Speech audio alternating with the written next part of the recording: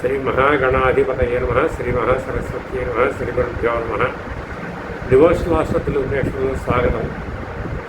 వారఫలాల్లో మనం ఇప్పుడు ఈ 3వ తారీఖు నుంచి ఈ నెల 9వ తారీఖు ఆగస్టు 3 నుంచి 9వ తారీఖు వరకు కూడా సింహ, కన్య, తుల, వృశ్చిక రాశులకి ఏ విధంగా ఫలితాలు ఉంటాయనేది, వార ఫలితాలు, గోచార ఫలితాలు ఎట్లా ఉంటాయనేది చెప్పుకుందాం. ముఖ్యంగా ముందు సింహరాశి.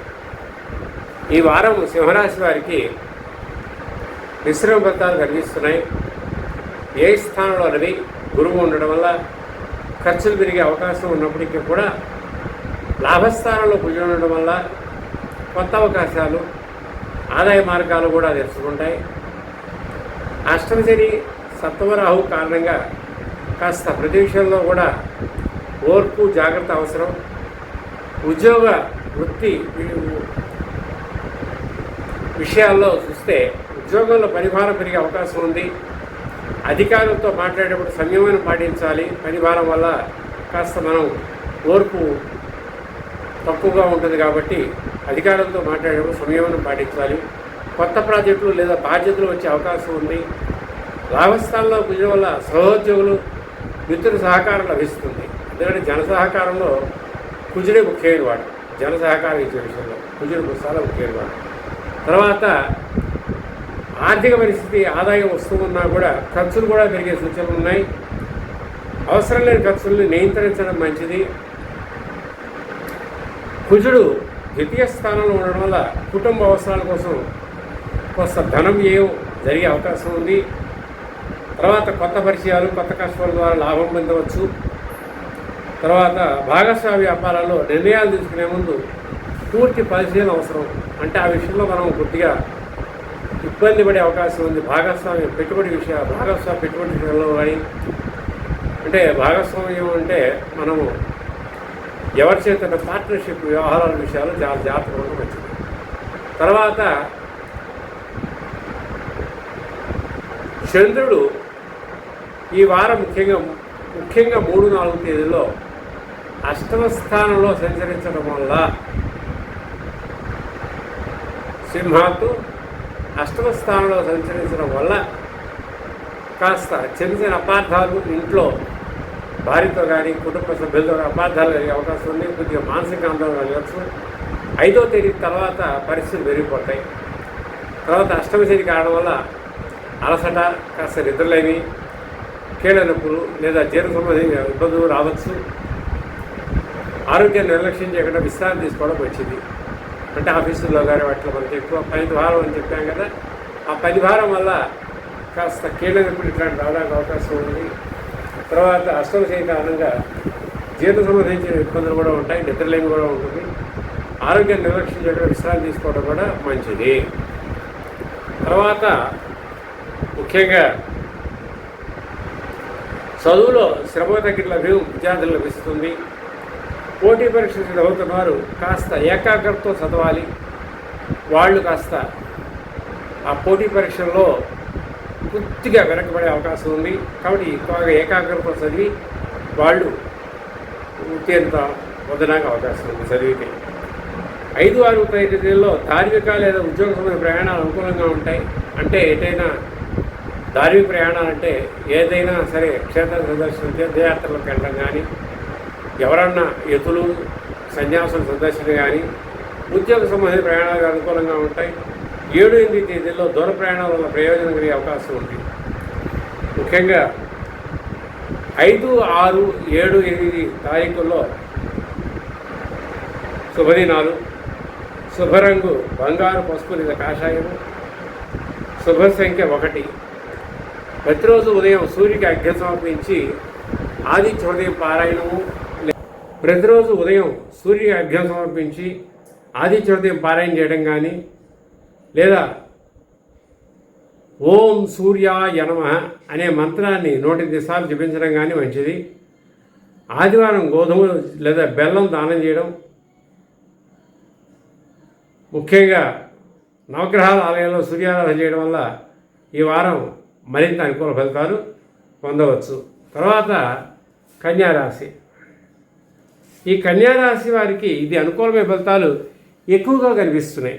ముఖ్యంగా లాభస్థానంలో రవి, బుధుడు, ఉచ్చగురు 3 గ్రహాలు సంచరిస్తున్నాయి.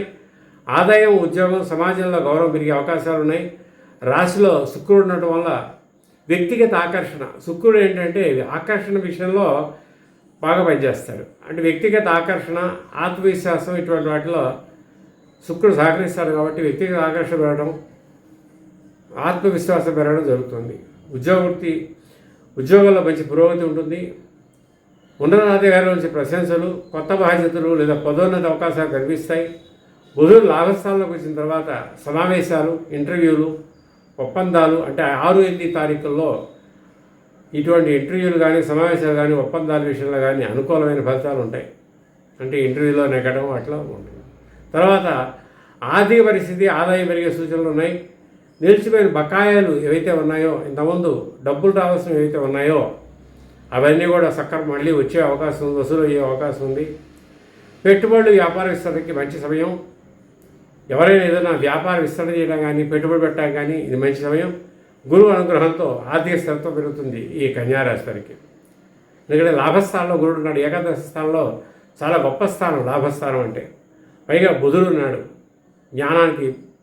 తర్వాత ఆదిపర విషయంలోనూ వాటిలో చూడటానికి. తర్వాత ఈ యొక్క రవి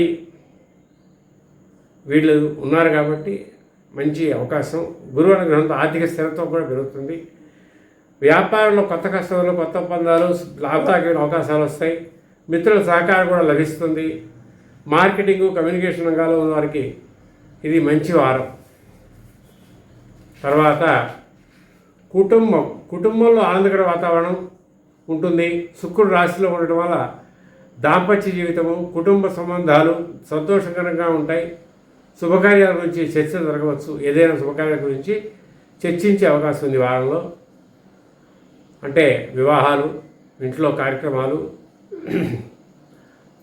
అంటే వ్యాపార విస్తరణలు ఇటువంటివన్నీ కూడా అనుకూలంగా ఉంటాయి. తర్వాత 2వ తేదీ తర్వాత ఈ యొక్క ఎవరైతే అనారోగ్యంతో బాధపడుతున్నారో, చిన్న అనారోగ్యాలతో బాధపడుతున్నారో వాళ్ళందరికీ కూడా ఆరోగ్యం మెరుగుపడే అవకాశం ఉంది. కాస్త ఆహార నియమాలు కాస్త పాటించాలి.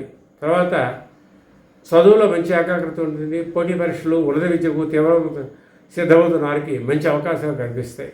ఉన్నత విద్యలు అంటే ఎడ్యుకేషన్ పరంగా మంచి MBA, బీటెక్ ఇటువంటి వాటికి వెళ్ళడానికి అవకాశం, వాళ్ళకి మంచి అవకాశాలు కూడా బాగా పుష్కలంగా కనిపిస్తాయి.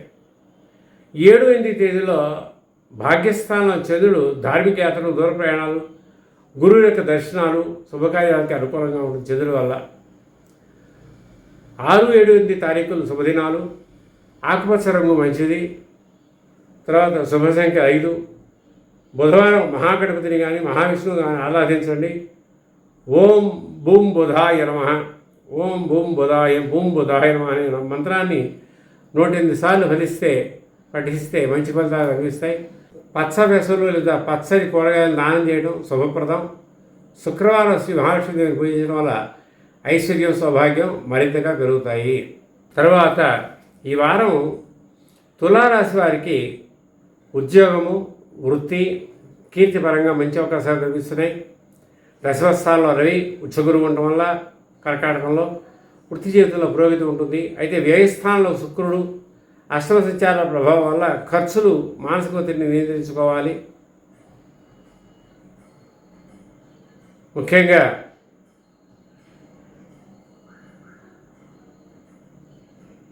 అష్టమ కుజుడు వల్ల, తర్వాత వ్యయస్థానంలో శుక్రుడు వల్ల మానసిక ఒత్తిడిని ఒకసారి ఖర్చులు ఎక్కువ ఉండే అవకాశం ఉంది.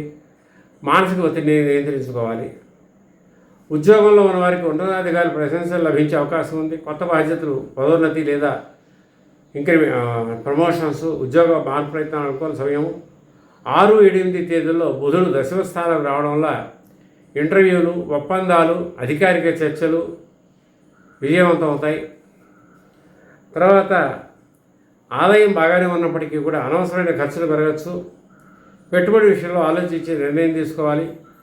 నిలిచిపోయిన ధనం, మనకి ఎక్కడో ధనం రావాల్సింది ఉంది, అది చేతికి వచ్చే అవకాశం ఉంది. వ్యాపార విస్తరణకు కూడా మంచి అవకాశాలు ఉన్నాయి. కొత్త కస్టమర్లు, కొత్త ఒప్పందాలు లభించవచ్చు.